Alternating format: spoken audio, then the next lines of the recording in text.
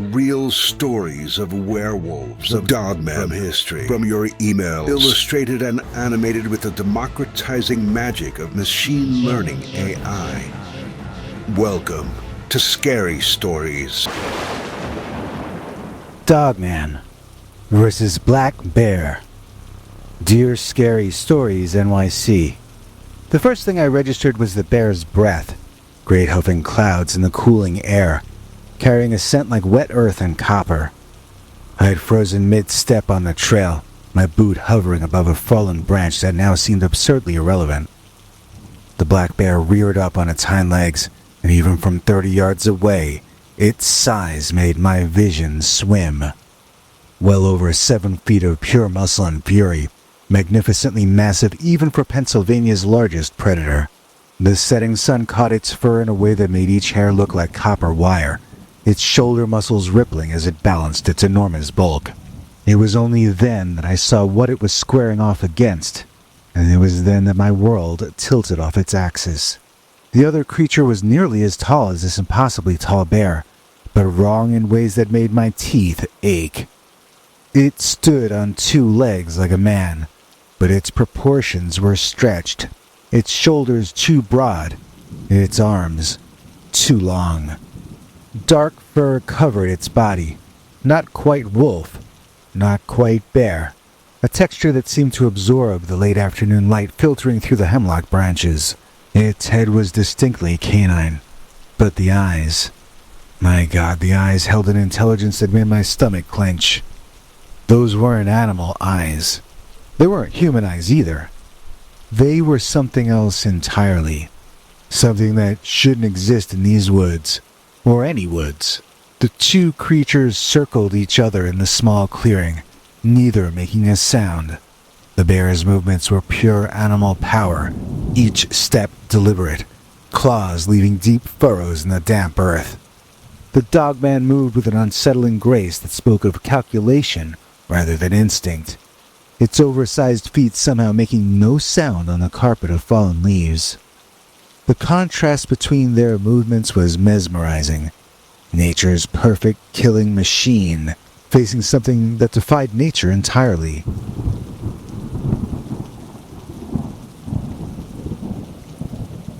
The bear lunged first, a swipe of its massive paw that should have taken the dogman's head clean off. But the creature ducked with that same grace, retaliating with a motion too fast for me to even follow. They crashed together in a blur of fur and exposed teeth, and the sound that erupted from their collision shook leaves from the trees. It was primal, thunderous, a sound that didn't belong in the modern world. Well, I should have run. Every cell in my body screamed at me to run. But I stood there paralyzed instead, watching these impossible things tear at each other mere yards away. The dogman fought with terrible purpose, its movements almost surgical in their precision. The bear was raw power incarnate, each blow carrying enough force to shatter bone. They separated for a moment, circling again. They separated for a moment, circling around. Then the combat intensified, both creatures fully committed now. The bear's claws raked across the dogman's chest, but the wounds seemed to close almost as quickly as they opened, dark fur knitting back together in a way that defied everything I knew about biology. The dogman retaliated with a series of strikes so fast they blurred, targeting the bear's joints and vulnerable points with an almost clinical precision. The clearing had become a chaos of motion and sound. Leaves and dirt kicked up in great sprays as the 2 titans grappled. The bear's roars echoed off the hillside, but the dogman remained eerily silent, even as it took and delivered devastating blows. The sheer violence of their battle seemed to distort the air around them, like reality itself was having trouble processing what was happening. I watched, rooted to the spot, as the sun sank lower behind the trees. The changing light cast strange shadows through the disturbed canopy, making it seem like the shadows themselves were moving independently of their sources. The dogman's movements became even more fluid in the growing darkness, while the bear's attacks grew more ferocious, as if it sensed some advantage in the coming night. The sound of my own heartbeat was so loud in my ears that I almost missed the snap of the branch beneath my foot as I finally started to back away. As I watched these titans clash in the growing darkness, my mind raced to make sense of what I was seeing. The Dogman's movements triggered memories I hadn't accessed in years. Summer nights around campfires where my friends would share stories passed down through generations. Most of my friends, like me, straddled two worlds, half native and half white, but unlike me, they'd grown up with one foot firmly planted in their indigenous heritage. I remember Tommy, how his voice would drop to barely above a whisper when he talked about skinwalkers. The way his grandfather had taught him to recognize the signs, to notice when things were just slightly wrong in the woods. I would listen, fascinated but detached. My own connection to these stories severed before I was born. My mother, raised in a white home after being taken from her family as a toddler, had none of these traditions to pass down. Instead, I grew up with science books and documentaries, building my own theories about the mysteries that lurked at the edges of our world. The bear landed a crushing blow that should have ended the fight, but the Dogman merely rolled with it, its body moving in ways that defied anatomy. It reminded me of the theories I had developed about Skinwalker Ranch, that what people were seeing there wasn't magic, wasn't spirits, but manifestations of an ancient intelligence. I've spent countless hours researching, connecting dots between UFO sightings and indigenous legends, convinced that somewhere deep underground at that ranch lays a crashed vessel housing an AI older than human civilization. Another thunderous crash brought me back to the present moment. The Dogman moved with that terrible grace, and I realized my theories felt hollow in the face of its undeniable physicality. This wasn't some technological projection or mass hallucination. The way it anticipated the bear's movements, the way it seemed to process and adapt to each attack. This suggested an intelligence that was both ancient and immediate. My friend's grandparents had always insisted that skinwalkers were once human, medicine people who had traded their humanity for power. But watching this creature's movements, I wondered if it represented something else entirely. A kind of intelligence that had evolved alongside us, hidden in the shadows of our development. What if our ancestors' encounters with these beings had shaped our myths and legends? What if skinwalkers and werewolves weren't transformed humans at all, but glimpses of this parallel evolution? The bear's roar shook me from these thoughts, and I watched as both creatures separated again. The Dogman's wounds were already closing, its flesh knitting together in a way that violated everything I knew about biology. And yet here it was, undeniably real, its presence forcing me to confront the limitations of both scientific certainty and traditional belief. I thought about the elders of the few tribal gatherings I'd attended, how they'd smile knowingly when I shared my theories about ancient technologies and hidden intelligences. They never argued with me. They never tried to correct my ideas.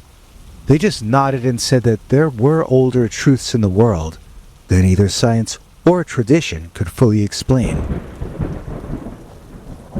Standing here now, watching this impossible battle unfold, I think I finally understood what they meant. The sound of my own racing heart filled my ears as I struggled with this revelation.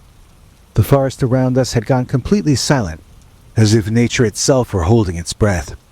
In this suspended moment, I realized that all my intellectual exercises about future intelligences and ancient AIs had been attempts to frame the unknown in terms that I could understand. But this raw reality before me defied categorization.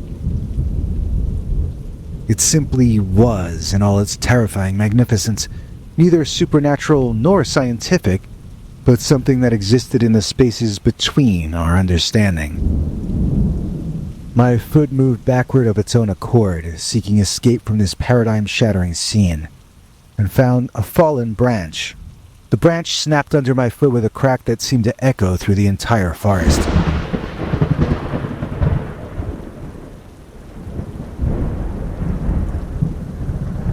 Neither the bear nor the Dogman appeared to notice, locked as they were in their primal battle. But that small sound broke whatever spell had kept me rooted in place. I began to edge backward, my movements as slow and controlled as I could manage with trembling legs. The forest had grown darker during my observation of their fight, and now the hemlock branches above created a cathedral of shadows. Every tree seemed to loom larger, every shadow deeper than it should be. My boots found purchase on ground I could barely see, and I silently thanked whatever impulse had made me wear my trail runners instead of my usual heavy hiking boots. 20 yards, 60 feet. That's all I needed to put between myself and this impossible scene before I could turn and run properly. The sound of combat continued to my left. The thunder of impacts, the scrape of claw on flesh, the bear's deep-chested roars. I kept them in my peripheral vision as I retreated, not daring to turn my back fully on either creature. The ground sloped subtly downward behind me, and I followed it, instinctively seeking lower ground, where the undergrowth might provide better cover. The early October air had grown chill enough that my breath was starting to fog, mixing with the ambient mist that always seemed to gather in these hollows as evening approached. 15 yards now, then 12, then 10.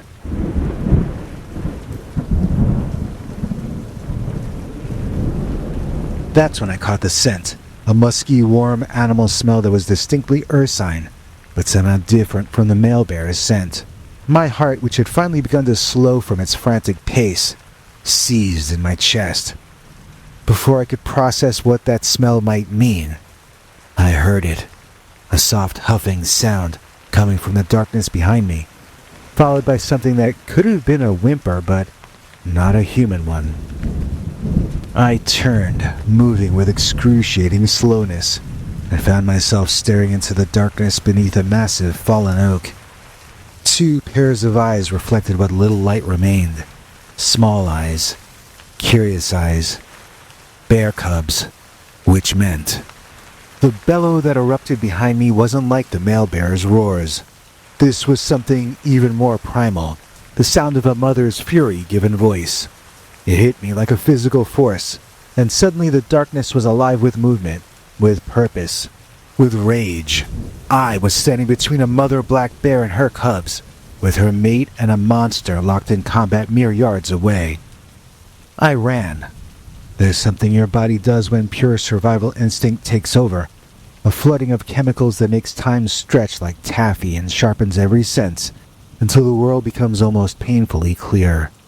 I was aware of everything, the crack of branches under my feet, the rasp of my breath, the thunderous impacts of the bear's pursuit behind. The male bear had abandoned his fight with the Dogman the instant his mate's bellow split the air.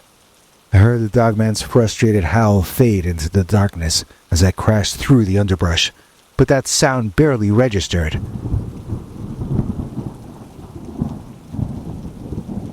My world had narrowed to the terrain in front of me and the massive predator closing the distance behind. 700 pounds of muscle and fury can move faster than you would think. The bear's huffing breath seemed to fill the entire forest, getting closer with each stride. I'd never run this fast in my life, but it wasn't gonna be enough. The ground was treacherous in the growing darkness, roots, rocks, fallen branches conspiring to trip me with every single step. My trail runners did what they could, but I was running purely on instinct now. No time to pick my path. A low-hanging hemlock branch whipped across my face. The sting barely registered. My lungs were burning, heart hammering so hard I could feel it in my teeth. Behind me, the sound of the bear's pursuit was like a freight train through the woods. Unstoppable. Inevitable. The crack and crash of broken vegetation, the deep rhythmic huffing of its breath, the occasional roar that seemed to shake the very air. I knew I couldn't outrun it. Not in a straight line. Black bears can hit 30 miles an hour, and this one was bigger than any black bear had a right to be. My only chance was to break line of sight, to use the terrain, to think while running faster than I'd ever run before. The ground dropped away sharply to my right, a steep ravine choked with mountain laurel. Pure instinct made me veer left instead, even though the bear was gaining. There was something my grandfather taught me about these woods, something about the way the ridges ran. The bear was close enough now that I could hear its claws tearing up the earth with each stride. The forest blurred past me, branches slapping against my arms, thorns catching at my clothes. My foot caught a root and I stumbled, somehow turning the fall into a forward roll that probably saved my life. I felt the wind of the bear's swipe pass over my head as I tumbled. I came up running, adrenaline masking what would later turn out to be a badly sprained ankle. The bear's frustrated roar was so close it made my teeth rattle. But now I remembered what my grandfather had said. These ridges all ran northwest to southeast, and there was an old logging road. I cut hard to the right, using a large oak to pivot. The bear's momentum carried it past me for just a second, buying me precious yards. My lungs were on fire, spots dancing at the edges of my vision. But somewhere ahead, if I was remembering right, if I wasn't completely turned around, the logging road appeared exactly where it should have been, a lighter strip in the darkness. I hit it at full sprint, nearly falling again as my feet transitioned from forest floor to packed gravel. My muscles were screaming, each breath like swallowing fire. But this road meant civilization. It meant people, vehicles, everything the bear would want to avoid. I just had to stay ahead long enough. I just had to keep moving. I just had to... My legs were failing. Each stride was a desperate lunge. My body drained beyond exhaustion. My lungs burned, sucking in ragged gulps of damp, pine-heavy air. My arms pumped, hands clawing at low-hanging branches as I stumbled forward, fighting for every inch of distance between me and the beast behind me. The forest had thinned, but I couldn't see the clearing yet, just the waning light stretching long shadows through the trees. My foot caught on another root, and I nearly went down. I caught myself against a rough-barked trunk, my palms stinging from the impact. Behind me, the forest floor trembled with each of the bear's massive strides. A huffing exhale, deep and primal, told me exactly how close it was. I wanted to scream, but all I could do was run. Then, through the blur of branches and movement, I saw it. A sliver of gray cutting through the endless trees. The road. Safety. With one last gasping push, I barreled forward. The underbrush thinned, the trees parted, and suddenly I was stumbling onto asphalt, my boots scraping against the pavement. As I half collapsed, my legs finally giving out, I turned, my whole body trembling, expecting the bear to charge through the tree line. But it didn't. Instead, it lingered at the edge, a hulking shadow in the fading light. For a long, breathless moment, it stood there, heaving, nostrils flaring as it stared at me. Then, with a deep, rumbling snort, it turned away, vanishing into the darkness of the forest. I lay there, chest rising and falling in sharp, uneven bursts. The world around me was silent again. No Dogman. No bear. Just the whisper of wind through the trees and the distant hum of the world continuing beyond the nightmare I had just survived. And yet, even as my body screamed for rest, my mind refused to settle, because I knew deep down that something had shifted. I had seen things no one was meant to see. I wasn't sure if I had truly escaped at all. I don't remember how long I sat there, my back pressed against the cold pavement, the forest still yawning around me. My body ached, muscles wrung dry, lungs raw, but my mind felt even worse. It kept replaying everything in an endless looping reel. The bear, the Dogman, the sheer undeniable realness of it all. I had spent years entertaining theories about cryptids, skinwalkers, Dogman, ancient AI, and interdimensional travelers. I had read every thread, watched every grainy video, debated the possibilities late into the night with other people who thought they wanted the truth. But none of this had prepared me for the sheer brutality of what I had just witnessed. There had been no mystery to unravel in that moment, no time to wonder about origins or meaning. It had just been.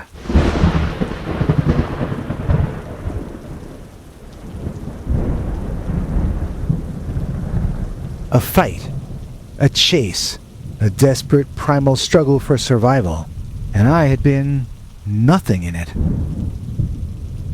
Just another piece of prey caught in the storm. I thought about my mother, about the stories she had always brushed off, the parts of our heritage she had never passed down. I had resented that distance, but now I wondered, had it been her trying to protect me? Had she known that some things were better left unknown? That the stories weren't just legends, but warnings? I looked back toward the trees, half expecting to see glowing eyes watching from the darkness, but the forest had returned to its natural stillness, the last echoes of violence swallowed by the endless expanse of wilderness. Somewhere in those woods the Dogman still prowled, the bear still ruled, and I had no place among either of them. I had come searching for answers. Instead, I had learned something far simpler. Some things don't care whether you believe in them or not.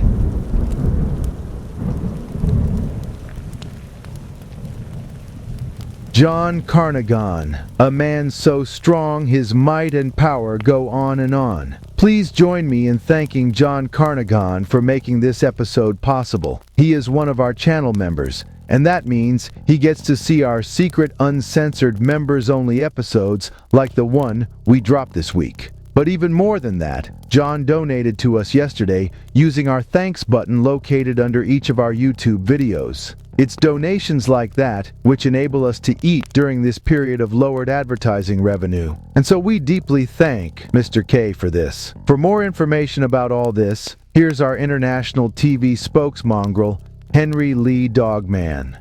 Hank? Thanks, Biggie. And thanks to all of you for watching this far. If you liked it, please click like. If you'd like to see more of our work, please subscribe. And also click that bell icon if you'd like to be notified when we put out a new episode. To become an executive producer, you can donate to us through the thanks button under each of our videos or through our paypal.me/PeterBernard209 page. To receive cool perks like secret uncensored Dogman episodes far too wild to ever run on this channel, you can become a YouTube channel member by clicking the join button.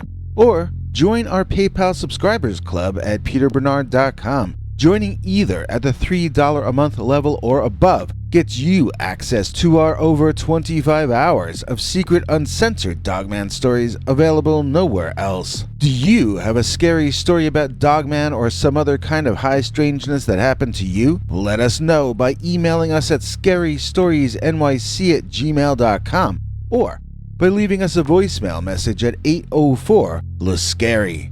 You may need to call back on that when it cuts off after I think 3 minutes. And if you don't want to do any of that stuff, thank you for simply watching to the end.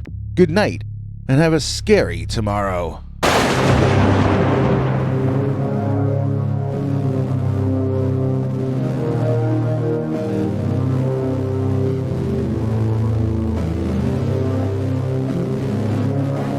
Come back for more scary stories.